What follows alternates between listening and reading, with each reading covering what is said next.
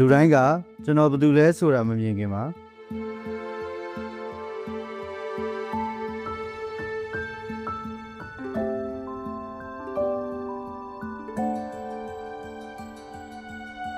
ကျွန်တော်မလုပ်နိုင်တဲ့အရာကိုပဲအရင်မြင်တတ်ကြပါတယ်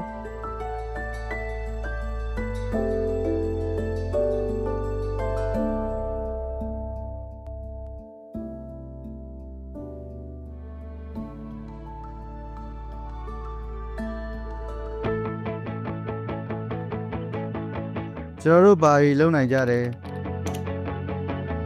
ကျွန်တော်တို့တွေဘာတွေဖန်တီးတတ်ကြတယ်ဆိုတာကို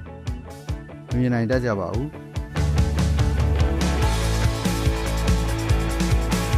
ကျွန်တော်တို့လည်းအားလုံးနဲ့အတူတူပါပဲပျော်ရွှင်စွာနေထိုင်တတ်ကြပါတယ်